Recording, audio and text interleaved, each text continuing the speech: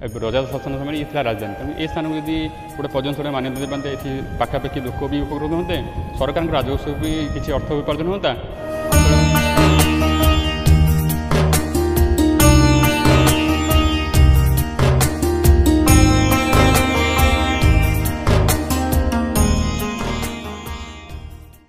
ये बलरामपुर गढ़ हूँ ये 500 वर्ष ऊर्ध हो बलरामपुर गढ़ ये हूँ राजस्व ग्राम एटी प्राकृतिक भरा सौंदर्य चतुर्पार्श्व पहाड़ घेरा रही एटिक अनेक ये राजबाटी पुराणा राजबाटी भग्न राजबाटी एकरे 1000 वर्ष तलर जगन्नाथ मंदिर एवं एटिक अनेक टाइम रे पर्यटक आसुचंदी पर्यटक मैंने आसिक बुलाबुली कर जाउचंदी किंतु एटी माने सरकार किसी सुविधा सुजोग नाही सेतिपई जदि सरकार जदि दृष्टिगोचर हुंदा जो पर्यटन मान्यता दि जाता ताले अंचलवासी एवं पर्यटक माने बहुत उपकृत हुए। ये समुद्र पतन 300 फुट ऊपर गाँटी ये गाँटी चतुर्पार्श्व समतल चारिकर पहाड़ रही ये ओडिशा सारा बुली आसिले भी एभली प्राकृतिक भरा गाँ मिलवा कम एटी लोक 100 परिवार बसवास कर रथयात्रा कार्तिक पूर्णिमा प्राय अनेक सबु पर्वपर्वाणी लगी रही सबुले भी पर्यटक आसती अनेक स्थान आसुँच किंतु ये सुविधा सुजोग नथिबारु माने पर्यटक मैंने रही पारना सरकार दृष्टिगोचर हुआ कि ये जगह को पर्यटक स्थान मान्यता दि जाता ताले समस्ते उपकृत होते ये अंचलवासी उपकृत होते ओडिशार राज्य सरकार किसी भी इनकम सोर्स भी बढ़ता। मो ना हूँ स्मृति रंजन धीर घर हूँ बलरामपुर गढ़ ये बलरामपुर गढ़ हूँ गोटे राजराजुड़ा समय गोटे ऐतिह्य स्थान ये पाखापाखि समुद्र पटनारू 300 फुट उच्चतार अच्छी स्थानटी ए स्थान आम 100 परिवार बसवास करुँ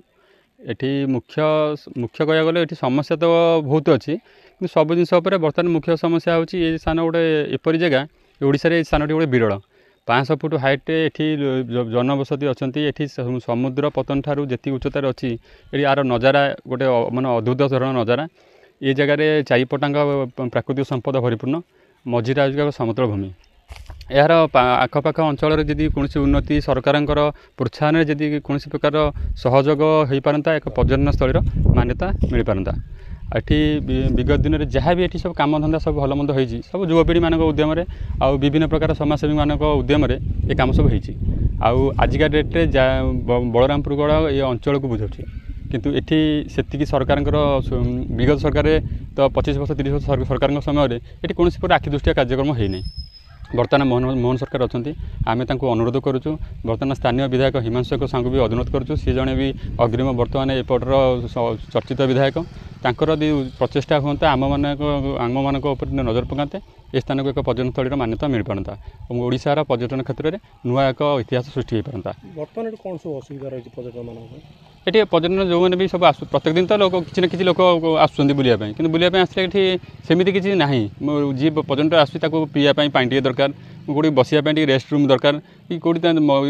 बुलाबुली करने गोटे पार्क फार्क दरकार से जिन ये ना सुविधा जहाँपटे से आसुँच बुलाबुली कर पुणी बाटे फेरी पड़ते 5-10 मिनट ठिया पलाउं कि से सुविधा यदि मिलता से आहरी 2 घंटा 2 घंटा बसी पारते ये पाखापाखि अंचल लोक भी रोजगारक्षम भी हो पारते विभिन्न दुकान बणिज्य करके चल भी पारते कि से सुविधा ना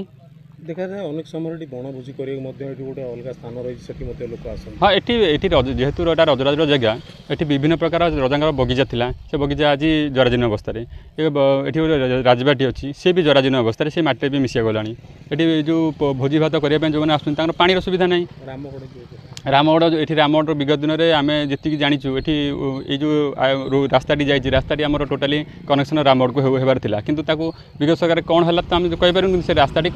बंद कर दिया रखा जहाँपर से रास्ता रामगढ़ बर्तमान जंगल भर्ती है रक्षणाबेक्षण अभाव सी भी आज जराजीर्ण अवस्था पड़ी रही पर्यटक मैंने आसुँच सीमित जगह भितर बुलिक पुणी बाटे से पड़ुं पर्यटन विभाग आमर एति दाबी करुँ ये स्थान टी जदि पर्यटन स्थल मान्यता दे पारते बर्तमान मोहन सरकार बर्तमान विधायक स्थानीय विधायक हिमांशु साहू को अनुरोध एति करूँ ये बलरामपुर गढ़ एक ऐतिह्य स्थान एठारे जो 100 परिवार रोचती ये अंचल ये एक हूँ राजधानी रजा शासन समय ये राजधानी तेणु ये स्थान को यदि गोटे पर्यटन स्थल मान्यता देते ये पाखापाखि लोक भी उपकृत होते सरकार राजस्व भी किसी अर्थ उपार्जन होता। ग्राम बलरामपुर गढ़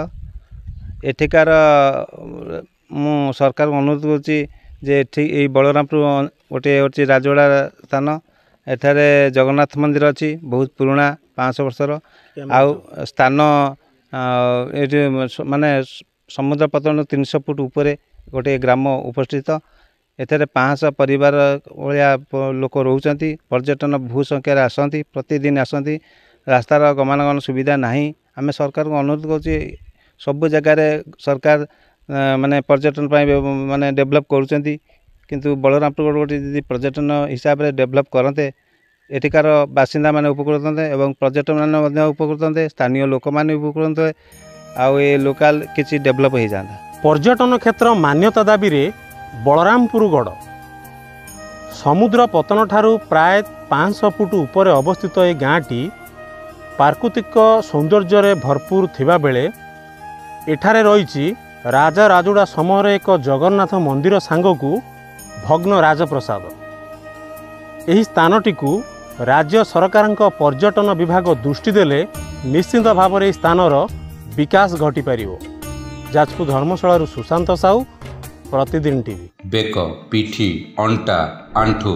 आदि समस्त दरजर एकमात्र तैल